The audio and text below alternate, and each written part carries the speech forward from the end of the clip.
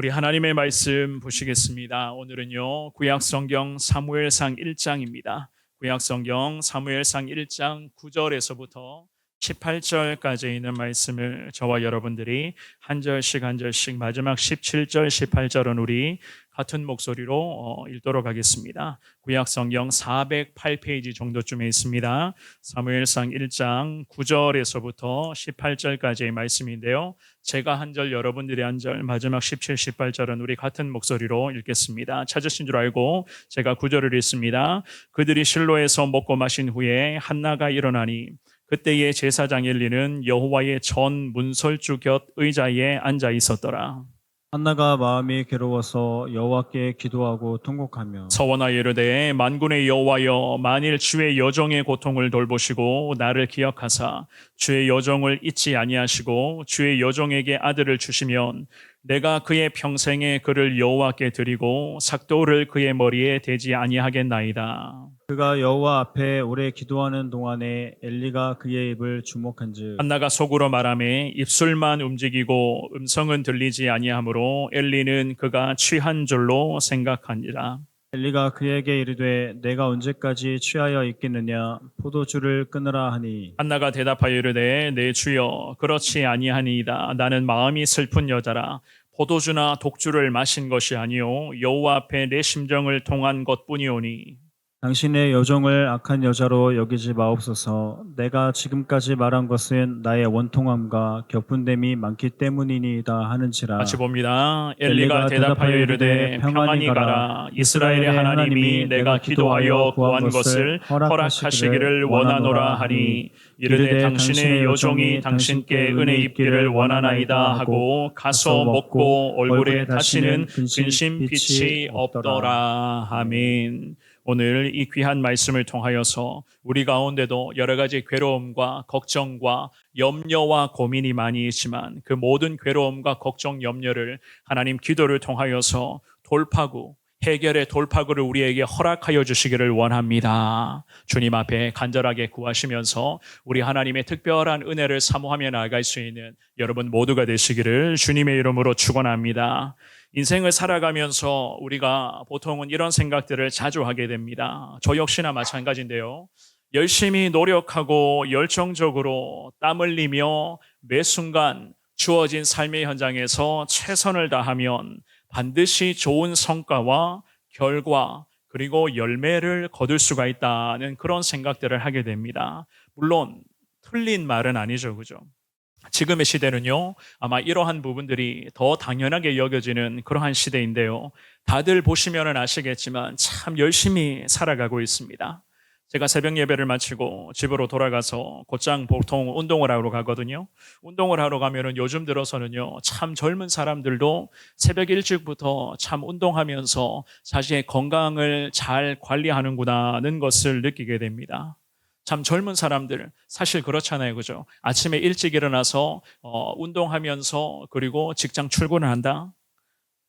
사실 그렇게 만만한 것은 아니거든요. 그런데 요즘 들어서 가만히 보면은 참 운동하러 오는데 보면 젊은 분들이 이른 시간부터 와서 참 자기의 건강을 가꾸면서 최선을 다해서 운동하고 그리고 출근하는 그러한 모습들을 보게 됩니다. 이처럼 노력 끝에 성공이다라는 그러한 말들도 물론 맞는 이야기지만 노력만 한다고 해서 반드시 성공을 할 수 있는가?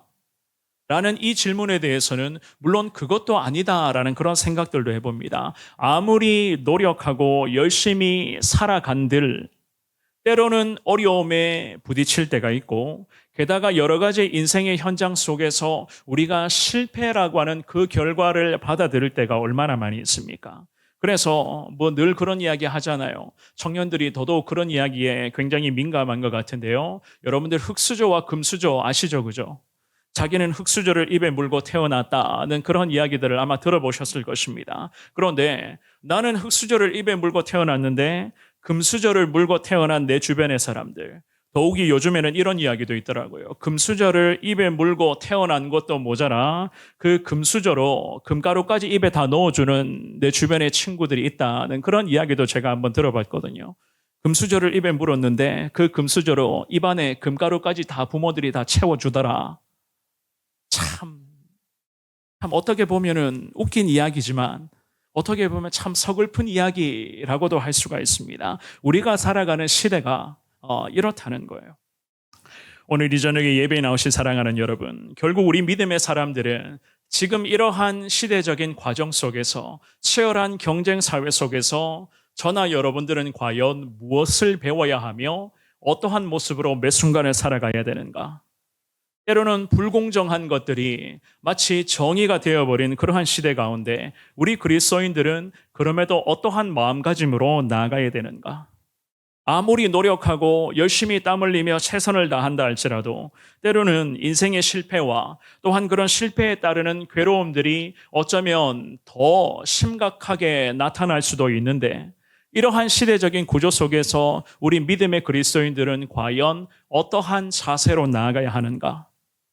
오늘 우리가 읽었던 이 본문의 한나라고 하는 이 믿음의 여인의 모습을 보시면서 과연 인생 가운데 나타나고 있는 그런 불공정과 여러 가지 그런 차별과 때로는 납득이 되지 않은 그러한 어처구니 없는 이 상황 속에서도 그럼에도 하나님 인생에 있어서의 이 괴로움과 많은 어려움의 문제들을 한나라고 하는 이 믿음의 여인의 신앙 순종을 통해서 부족하지만 나 역시나 하나님 은혜를 사모하며 살아가는 자 되기를 원합니다. 주님 앞에 기도하시면서 여러분들의 삶의 현장에 더 거룩한 변화의 열매가 나타나게 해달라. 오늘 이 저녁에 주님의 도우심을 구할 수 있는 여러분 모두가 되시기를 한 번 더 주님의 이름으로 축원합니다. 우리는 오늘 이 본문의 말씀을 통해서 두 가지 과연 괴로움을 해결할 수 있는 유일한 방편인 기도 생활을 우리가 어떻게 앞으로도 해나가야만 하는가 두 가지로 하나님의 은혜를 사모하기를 원하는데요. 첫 번째입니다.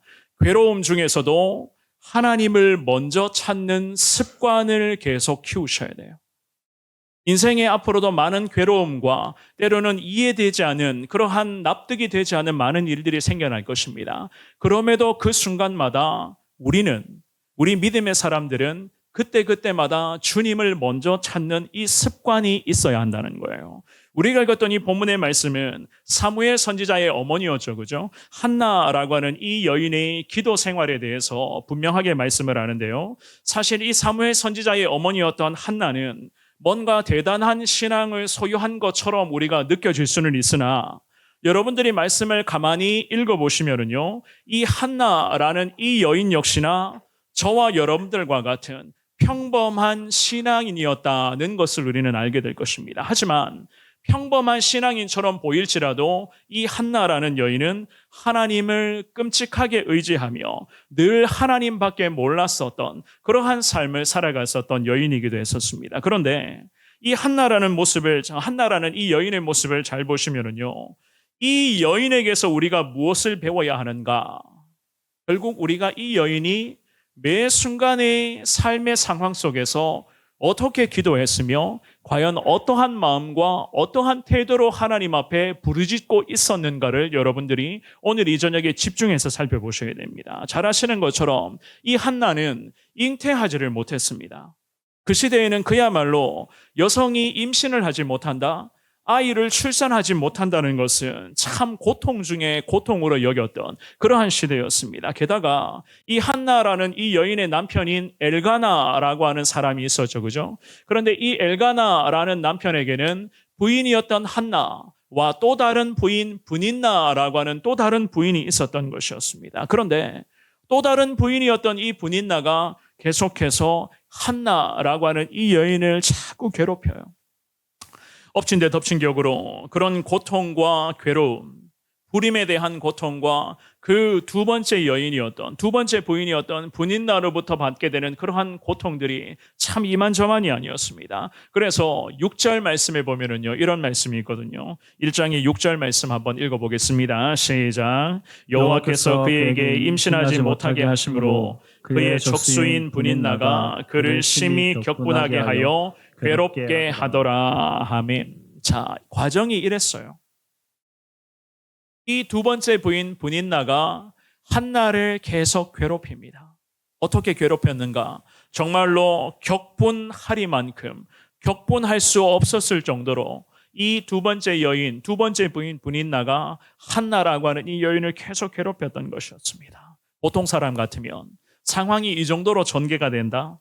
모든 것을 다 내려놓고 사실 도망쳐도 아마 100번은 도망쳤을 것 같습니다. 누가 도망쳐도 누가 뭐라 할 수 없을 정도로 이 한나라는 여인이 당하고 있는 고통은 참 이만저만이 아니었습니다. 이런 와중에서 이 한나는요, 기도하는 것 외에는 다른 돌파구가 없다는 것도 이미 다 알고 있었어요. 10절 말씀에 보면 이런 말씀이 있죠. 그죠? 우리 같이 한 번 더 10절을 읽어봅니다. 시작. 한나가 마음이 괴로워서 여호와께 기도하고 통곡하며 아멘. 기도함으로써 괴로움을 이겨나갈 수 있다는 이 믿음과 확신을 가지고 기도의 자리에서 영적인 돌파구를 이 여인이 지금 찾고 있었습니다.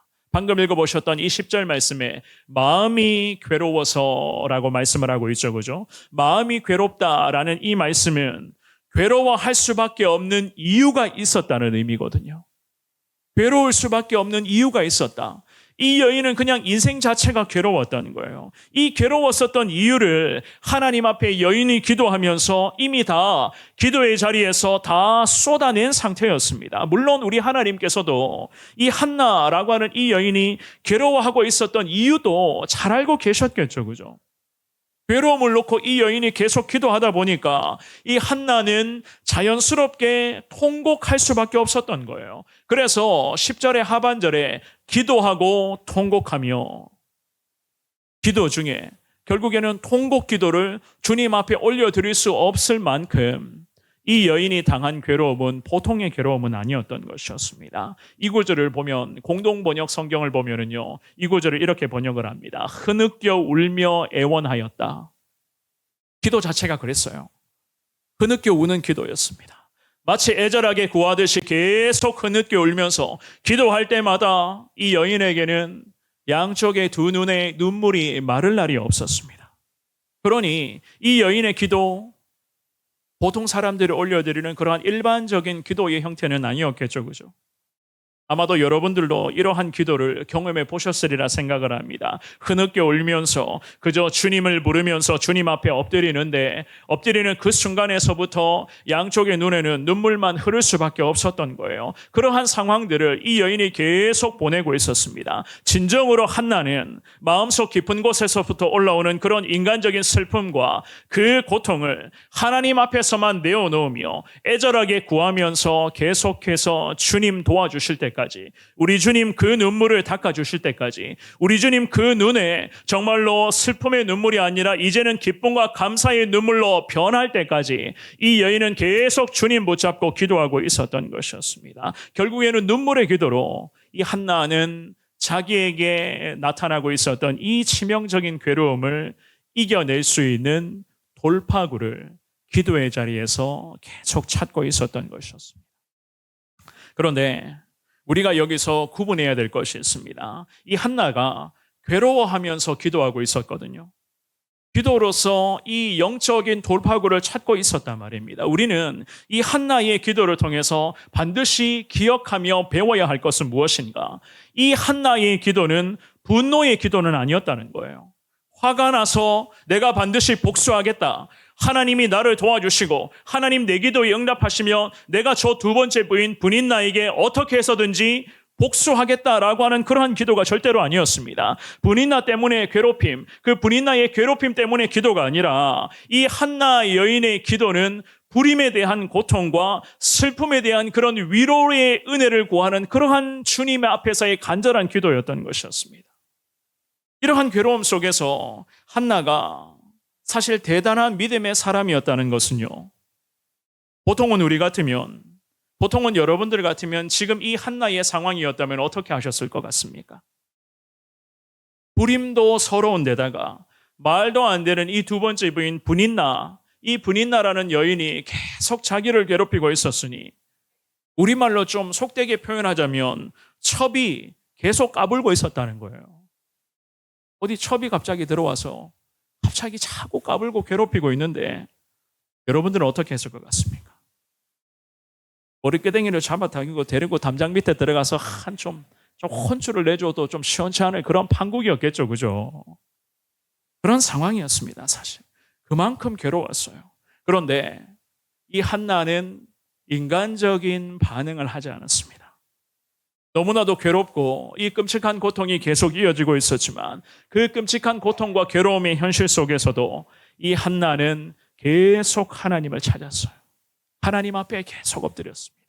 분노가 머리 꼭대기까지 치밀러 올랐어도 그 머리 꼭대기까지 차오르는 그 분노를 기도의 자리에서 하나님 앞에 다 토로하면서 주님의 도우심과 우리 주님의 그 만져주심을 한나는 계속 사모하고 있었습니다. 11절의 말씀 한번 읽어볼까요? 11절의 말씀입니다. 자, 시작. 서원하여 이르되 만군의 여호와여, 만일 주의 여종의 고통을 돌보시고 나를 기억하사 주의 여종을 잊지 아니하시고 주의 여종에게 아들을 주시면 내가 그의 평생에 그를 여호와께 드리고 삭도를 그의 머리에 대지 아니하겠나이다. 아멘. 서원하여 기도합니다. 서원하여라는 이 11절의 첫 구절의 단어는요, 단순히 아들을 주시면 아들 드리겠습니다 라고 하는 이 서원이었던 것보다요, 먼저는 어머니로서의 그런 역할을 해야 할 한나 자기 자신을 하나님 앞에 드리겠다는 거였어요. 우리가 이 부분을 기억하셔야 됩니다. 보통은 우리가 이 구절을 해석하고 우리의 삶에 적용을 할 때에 아들을 주신다면 아들을 바치겠다라는 생각만 했었잖아요. 그런데 이 말씀의 흐름을 여러분들이 잘 읽어보시면은요, 이 아들을 주시면 아들을 바치겠다라고 하는 이러한 서원보다는 먼저는 어머니로서 아들을 내게 허락해 주신다면 내가 이 아들을 위해서 어머니로서의 신앙의 본이 되겠다. 어머니로서 이 자녀에게 평생을 나의 삶을 어머니로서의 나의 삶을 하나님 앞에 내어드리겠습니다 라고 하는 그러한 하나님 앞에서 그야말로 살아있는 신앙의 고백을 주님께 올려드리고 있었던 것이었습니다. 왜 이렇게까지 고백했는가? 지금은 자기가 고통스러웠거든요. 내가 지금 고통스럽단 말이에요. 고통 중에 너무나도 견디기 힘든 시간이 계속 이어지고 있었습니다. 그래서 여러분들이 말씀해 보셔서 아시겠지만 기도하면서 통곡했잖아요. 기도하니까 자연스럽게 통곡으로 이어지고 있었어요. 그만큼 이 여인의 기도는 참 애절하고 간절했습니다. 이 한나는 아들을 주시지 않는 그런 하나님의 마음, 아직까지도 자녀를 허락하시지 않고 계시는 우리 하나님의 특별한 계획하심이 있다는 것 또한도 이미 이 어머니 한나는 다 알고 있었습니다. 하나님의 뜻이 분명히 있다. 우리 하나님의 계획하심이 있을 것이라고 하는 이 믿음과 확신으로 계속해서 주님 앞에 엎드리며 자신을 주님 앞에 내어드리겠다. 어머니 역할을 할 내 자신을 나를 먼저 주님 앞에 내어드리겠습니다 라는 이 믿음의 고백으로 고통의 시간을 계속 이겨내고 있었던 것이었습니다. 어머니 역할을 해야 할 자기 자신이 가장 소중한 자녀를 주님 앞에 드리겠다고 지금 고백하고 있으니 하나님보다 어쩌면 더 소중하게 여길 수밖에 없었던 아들 아니겠어요? 하나님이 그녀의 기도에 응답하시고 아들을 얻었습니다. 그렇다면 보통은 어떻게 하겠습니까? 이 끔찍한 아들을 보통 어머니들은 그랬겠죠. 하나님보다 이 아들을 더 끔찍하게 생각을 했었단 말이에요. 고생해서 낳았던 아들인데 당연히 하나님보다 어쩌면 더 소중하게 여길 수가 있었던 가능성이 충분했기 때문에 이 한나는 하나님 앞에 깊은 기도를 올려드리면서 기도할 때마다 계속해서 주님 앞에 고백하기를 나 자신부터 하나님께 내어드리겠습니다. 나 자신부터 주님 앞에 드리겠습니다. 나를 주님 앞에 내어드리며 내게 아들을 주신다면 정말 하나님이 원하시는 그러한 신앙의 어머니 역할을 최선을 다해 감당하겠습니다. 자기가 지금 마주하고 있었던 이 괴로움을 이겨내기 위해서 기도하면서 영적인 돌파구를 이 여인은 계속 찾고 있었던 과정이었습니다. 사랑하는 여러분, 한나의 기도를 보면 볼수록 참 우리가 배울 점이 많아요. 우리가 이 본문의 말씀, 여러분들이 처음 듣는 말씀은 아니죠, 그죠? 각자가 아마 개인적으로 이 말씀을 몇 번이나 묵상을 해보셨을 것이고, 그리고 이 본문의 말씀을 통하여서 여러 설교들도 여러분들이 많이 들어보셨을 것입니다. 그런데 이 본문의 말씀, 저도 마찬가지고 여러분들도 이 말씀을 잘 묵상해 보시면 우리가 묵상할 때마다 하나님이 우리에게 참 귀한 가르침을 주십니다. 왜냐? 이 한나의 서원 기도는요, 단순한 괴로움만을 벗어나기 위한 그러한 방편이 아니었기 때문이었습니다. 이 한나의 기도는 자신을 위한 기도였고, 하나님 앞에서 자신을 처복종시키겠다는 자신의 결단과 고백이 담겨져 있는 기도였고, 더 나아가서 이 여인의 기도는 하나님의 영광과는 이어지는 그러한 능력의 기도였던 것이었습니다. 모든 것을 하나님의 뜻에 맡겨드리면서 과연 살아계신 하나님이 이 여종이었던 자기 자신에게 무엇을 원하고 계시는가?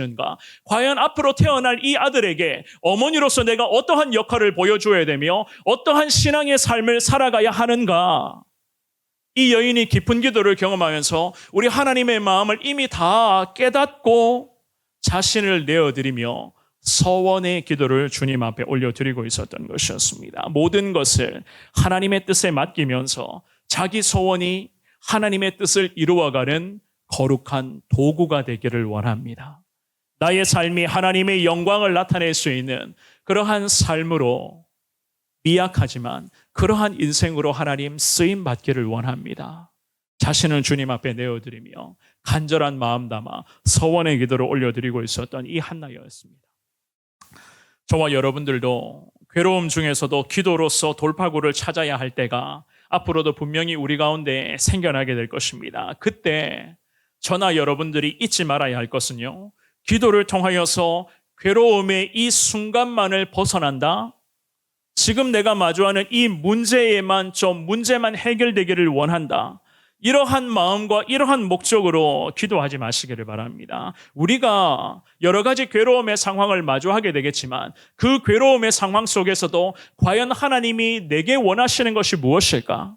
하나님이 나를 통해서 이루어 가시는 하나님의 비전과 하나님의 영광은 과연 어떠한 것인가? 여러분들이 지금까지는 괴로움만 벗어나는 기도만 하셨다면 지금부터는요, 그 괴로움을 마주하더라도 이 괴로움을 통해서 하나님의 뜻을 깨닫는 기도, 그리고 하나님의 영광을 나타낼 수 있는 이 믿음의 삶으로 나아가게 해달라고 주님 앞에 기도하시기를 바랍니다. 이것이 바로 오늘 이 본문의 말씀에서 한나를 통해서 우리가 배울 수 있는 그런 기도자로서의 그러한 신앙의 순종임을 우리는 믿습니다. 이러한 은혜가 저나 여러분들의 삶의 현장 가운데, 그리고 우리 가정과 우리 교회 가운데 이러한 하나님의 은혜가 매 순간 풍성하게 임할 수 있기를 주님의 이름으로 축원합니다. 두 번째입니다.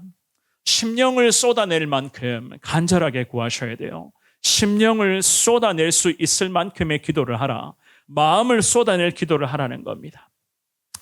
이 본문의 말씀에서 괴로운 마음을 가득 안고 있었던 한나는 기도가 그녀에게는 유일한 돌파구이자 정말로 숨 쉴 수 있는 영적인 거룩한 호흡의 통로였습니다. 그것을 소망하면서 이 여인은 계속 엎드리는 중이었습니다. 남편의 위로 소용없었어요. 게다가 남편의 그런 한나를 향한 일편단심의 사랑, 이 한나라는 여인에게는 특별한 도움과 유익이 되지를 못했습니다. 그녀가 간절하게 애절하게 기도하는 모습을 제사장이었던 엘리가 옆에서 지켜보고 있었죠. 그죠? 그런데 여러분들이 본문의 말씀을 읽어보셔서 아시겠지만 이 제사장의 영성이라고 할까요? 이 제사장의 영성 자체가 참 민망하리만큼 엉망이었습니다. 본문의 12절과 13절의 말씀인데요. 우리 두 구절의 말씀을 같은 목소리로 읽어봅니다. 시작. 그가 여호와 앞에 오래 기도하는 동안에 엘리가 그의 입을 주목한즉 한나가 속으로 말하매 입술만 움직이고 음성은 들리지 아니하므로 엘리는 그가 취한 줄로 생각한지라. 아멘. 이 시대는요, 일반적으로 소리내어 기도하는 것이 당연하게 여겨지는 그러한 시대였습니다. 하지만 한나는 입술만 움직이고 음성이 들리지 않게끔 기도했다고 성경은 그렇게 말씀을 하죠. 그러니 제사장 엘리가 오해할 수 있었습니다. 이 오해할 수 있었다는 그런 해석도 있어요. 그런데 아무리 그래도 그렇지 제사장이었던 이 엘리가 너무 하긴 했죠. 그죠?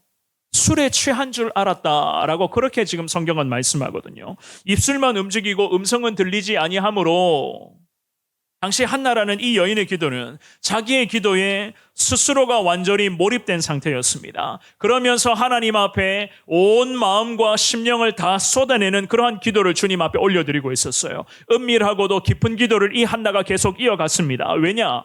자기 자신이 겪는 그 괴로움은 다른 사람, 그 어느 누군가가 다 해결할 수 없는 것이었거든요. 그야말로 이 여인에게서의 이 괴로움의 문제는 오직 한 분 하나님만 해결해 주실 수 있다는 것을 이 여인은 명확하게 확신하고 있었기 때문에 애절하고도 간절한 기도를 계속 올려드리고 있었습니다. 15절의 말씀 한번 볼까요? 우리 같은 목소리로 15절로 읽어봅니다. 시작. 한나가 대답하여 이르되 내 주여 그렇지 아니하니이다. 나는 마음이 슬픈 여자라 포도주나 독주를 마신 것이 아니요 여호와 앞에 내 심정을 통한 것뿐이오니. 아멘. 하나는 고백합니다. 나는 마음이 슬픈 여자입니다. 슬픈 여자라는 이 구절은 힘들다 혹은 고통스럽다라는 그런 의미의 단어거든요.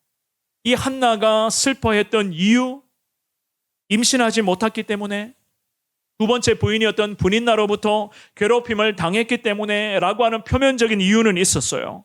이 정도 되면 사람은 보통 어떻게 반응하는가? 예민하고도 감정적으로 분명히 대응할 수밖에 없는 그러한 상황이었겠죠. 그런데 한나의 모습을 보시면은 괴로운 마음을 토로하고서는 곧장 하는 말, 방금 읽어보셨던 15절의 말씀해 보시면 여호와 앞에 내 심정을 통하고 있는 것입니다 라고 그렇게 고백을 합니다.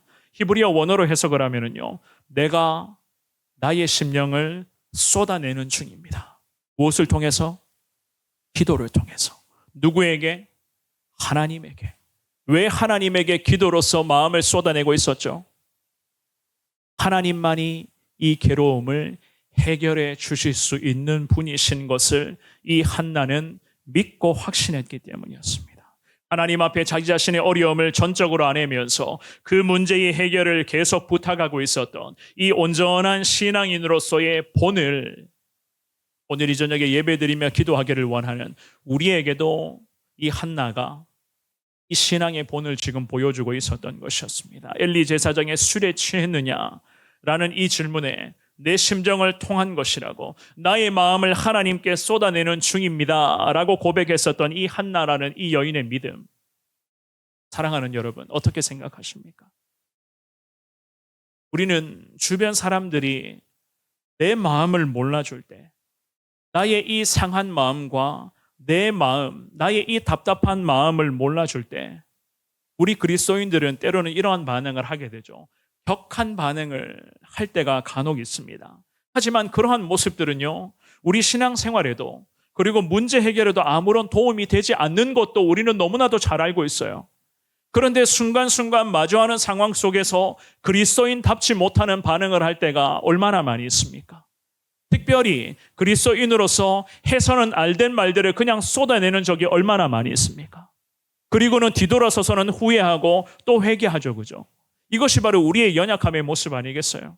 오늘 이 본문의 말씀에서 한나는 그랬어요. 분인나라는 이 두 번째 여인 때문에 원통했고, 게다가 임신하지 못한다는 그러한 상태 때문에 여전히 괴로움의 시간을 보내고 있었습니다. 그래서 이 여인은 사람 찾아가지를 않았어요. 그렇다고 제사장 엘리한테 자기의 신세를 한탄하지도 않았습니다. 목회자에게 찾아가서 이 사람 어떻고, 이건 문제 어떻고, 이 사람 때문에 마음 상하고, 이런 일 때문에 나 상처받았고, 이런 이야기 일절하지 않고 하나님 앞에서만 기도하고 하나님 앞에서만 엎드리면서 자기의 마음을 다 쏟아내고 있었던 이 한나의 이 여인의 성숙함을 저도 여러분들도 배우셔야 한다는 거예요.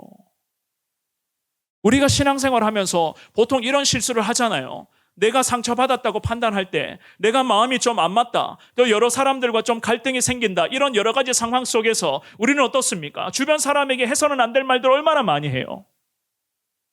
그러면서 이 문제 해결해달라, 이거 해결하지 않으면 나 더 이상 이제는 안 하겠다 라고 하는 이런 식의 신앙의 모습들이 얼마나 우리 가운데 많이 있었습니까? 그런데 오늘 이 본문의 말씀에서 한나는 그랬어요. 제사장이 술에 취했느냐고 물으면 보통은 어떻게 했습니까? 술에 취한 것이 아니라 두 번째 부인 분이나 때문에 이미 상처받았고 하나님이 아직도 내게 자녀를 주지 않은 것 때문에 나 지금 힘들어요 라는 이야기 충분히 할 수 있었겠죠, 그죠? 그렇지만 이 한나는 일절 자기 신세를 한탄하지 않았어요. 하는 말이 목회자인 이 엘리 제사장에게 내 심정을 토로한 것뿐입니다. 내가 지금 마음이 괴로우니 이 괴로운 마음을 가지고 이 괴로움을 해결해 주실 수 있는 분은 곧 살아계신 하나님, 유일하신 하나님이니 이 문제를 가지고 사람 찾아가서 주저리 신세 한탄하는 것이 아니라, 사람 찾아가서 상처받았다고 그렇게 이야기하는 것이 아니라, 목회자 찾아가서 그렇게 나 힘들다고 이 문제 해결해 달라고 요구한 것이 아니라, 이 한나는 살아계신 하나님 앞에 무릎으로 달려가면서 그 하나님 앞에서 하나님, 제 마음이 괴롭습니다. 내가 지금 어려움의 시간을 보내고 있습니다. 이 한나가 주님 앞에 이러한 마음가짐으로 기도하며 철저히 하나님 앞에서 엎드리고 있었던 것이었습니다. 그러면서 16절의 말씀에 이런 말씀이 있죠. 우리 같은 목소리로 16절 읽어보겠습니다. 시작. 당신의 여종을 악한 여자로 여기지 마옵소서. 내가 지금까지 말한 것은 나의 원통함과 격분됨이 많기 때문이니이다 하는지라. 아멘. 이 여인은 오히려 제사장 엘리에게 부탁합니다. 자신을 악한 여자로 여기지 말아달라. 내가 지금까지 기도하며 다 쏟아낸 것은 내 마음의 원통함도 있고 내 마음의 격분한 그러한 감정적인 여러 가지 문제가 있습니다 라고 분명하게 이야기를 해요. 자기 마음에 상처가 있고 내가 지금 여러 가지 그런 아픔과 괴로움의 문제 때문에 나 지금 어려움의 시간을 보내고 있는데 나를 그냥 악한 여자로만 여기지 말아 주시기를 원합니다. 제사장 엘리에게 이렇게까지 부탁을 합니다. 이 얼마나 성숙된 신앙의 모습입니까? 문제가 있었어요. 문제가 있다면 보통은 우리는 어떻게 합니까? 이 문제 가지고 자꾸 주변 사람들에게 이야기하죠. 이 문제를 더 크게 만듭니다. 그리고 문제를 자꾸만 크게 만들어서 마치 심각한 문제인 것처럼 그것을 그냥 부풀려서 자꾸만 그것을 기정사실화처럼 여기는 것이 보통 지금의 시대에 나타나는 그러한 특징들 아니겠어요?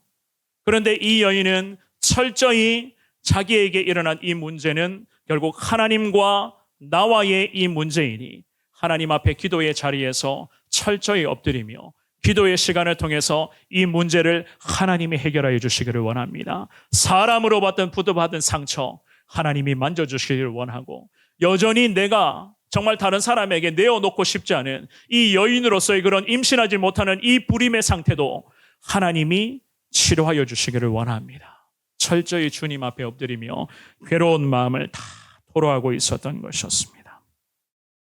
사랑하는 여러분, 괴로움에서 벗어나는 것은요, 여러분들 먼저는 기도의 자리에서 엎드리는 것을 여러분들이 오늘 이 시간에 깨달을 수 있기를 주님의 이름으로 축원합니다. 결국 기도의 자리에서 돌파구를 찾으셔야 돼요.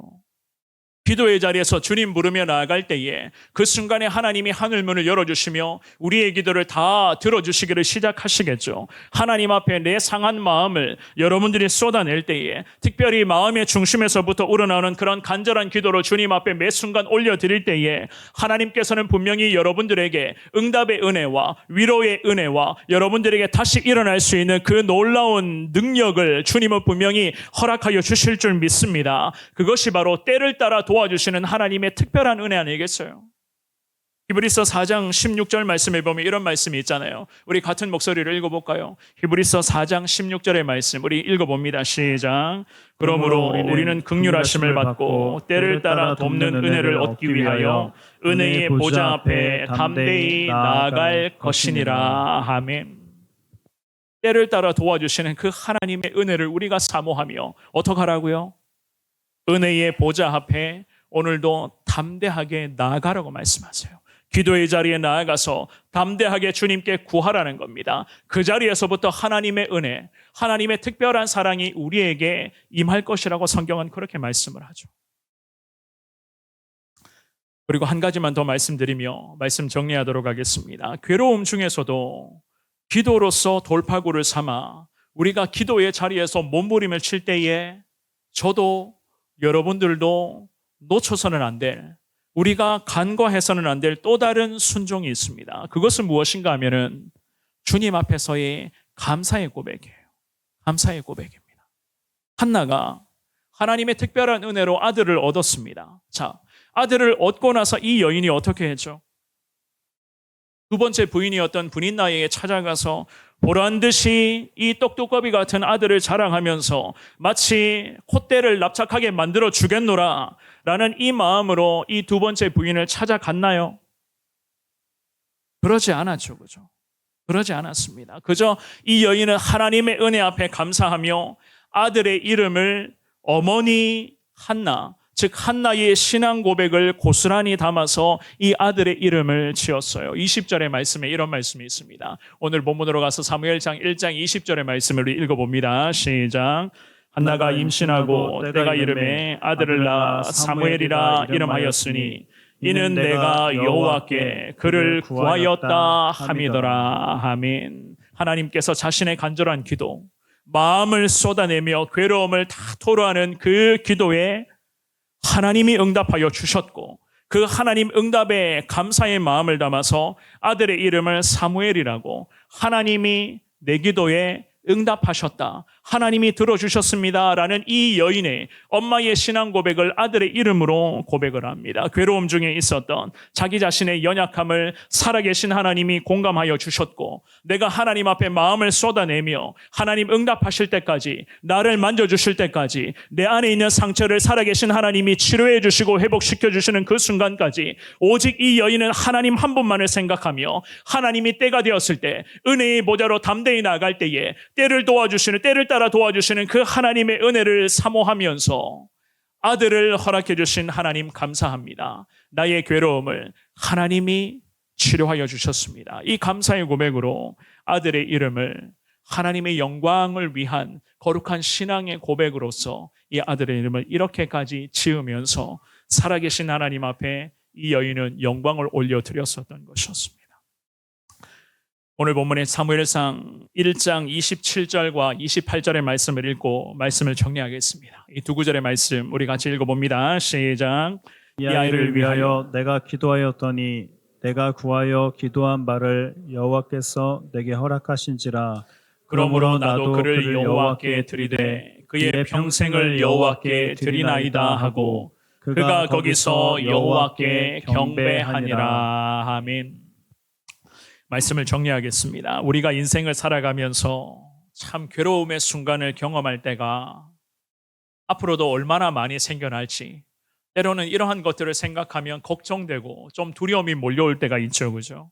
사랑하는 여러분, 그때마다 이 한나의 기도를 기억하시면서 이 여인이 주님 앞에 어떻게 기도하였는가, 이 여인의 기도자로서의 자세와 그리고 이 여인이 기도를 통해서 영적인 돌파구를 찾으려고 몸부림쳤었던 그 순종의 모든 과정들을 여러분들이 다 기억하셔서 여러분들의 삶의 현장에서도 그대로 순종할 수 있기를 주님의 이름으로 축원합니다. 괴로운 중에서도 주님을 먼저 찾는 것이 우리 신앙의 습관이 되어야 돼요. 괴로움의 순간이 오면 보통은 지금까지는 그랬죠. 사람 찾아가서 주저리 신세 한탄했었던 적 얼마나 많이 있었습니까? 주변 사람에게 전화하거나 만나자고 이야기를 해서 참 여러 가지 많은 것들을 얼마나 많이 쏟아냈어요.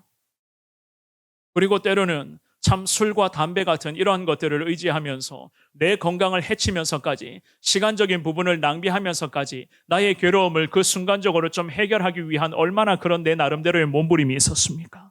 그렇지만 지금부터는요, 여러 가지 괴로움의 문제, 인생에서 여전히 당면하는 여전히 고민과 걱정과 염려가 많이 있을지라도 그때마다 사랑하는 여러분, 주님 먼저 찾는 것이 여러분들의 신앙의 순종, 특별히 신앙의 습관이 될 수 있기를 주님의 이름으로 축원합니다. 기도하면서 상한 마음과 감정을 여러분들 쏟아내실 때에 하나님께서 그 순간에 우리를 만져주시고 위로하여 주실 줄 믿습니다. 하나님의 위로가 우리에게는 최고의 은혜 아니겠어요?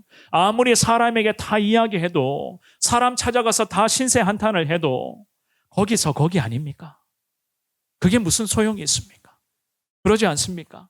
제가 이런 말씀 드리면 그렇지만 저를 찾아와서도 다 신세 한탄하시는 분이 간혹 있어요. 좀 죄송하지만 제가 기도는 해요. 사실 솔직하게 기도는 하지만 저 찾아온다고 해서 해결되는 거 없거든요. 제가 늘 찾아오면은 그 찾아오시는 분들한테 이야기합니다. 주님과 성도님의 관계입니다. 결국 하나님 앞에 성도님이 엎드리셔야 됩니다. 똑같은 거예요. 저도 똑같거든요. 괴로움의 문제가 얼마나 많이 있는지, 여러 가지 크고 작은 고민과 염려가 얼마나 많이 있는지, 그럼에도 기도의 자리에서 하나님 앞에 구하며 이 상한 마음, 속상한 감정, 여러 가지 말로 다 할 수 없는 그러한 아픔들, 저 역시나 마찬가지입니다. 기도의 자리에서 하나님 다 아시죠? 하나님 다 알고 계실 줄 믿습니다. 이렇게 고백하는 것이 저 역시나 제가 할 수 있는 유일한 영적 돌파구의 그 해결 방법이라는 겁니다. 오늘 주시는 이 귀한 말씀을 통하여서 괴로움 중에서도 결국 우리가 돌파구로 찾을 수 있는 유일한 길은 바로 주님을 찾고 주님 앞에 엎드리는 것임을 여러분들이 명심하시면서 꾸준히 주님 앞에 엎드리시되 주님 응답할 때까지 계속 구하시기를 바랍니다. 하나님 여러분들의 기도 지금도 다 듣고 계시고 반드시 그 기도에 하나님의 뜻이 이루어질 수 있도록 성령을 통해서 분명한 은혜와 거룩한 승리의 길로 우리를 인도하여 주실 줄 믿습니다. 이러한 믿음의 사람으로 늘 승리하시며 항상 하나님 앞에 감사합니다. 그럼에도 하나님 감사합니다. 해결되지 않고 여전히 답답하지만 그럼에도 오늘도 숨 쉬며 살아갈 수 있음에 감사하고 예배드릴 수 있음에 감사하고 한 번 더 주님 부를 수 있음에 감사합니다. 이 감사신앙으로 늘 승리하시는 우리 성원교회 모든 성도님들 다 되시기를 우리 주님 이름으로 축원합니다.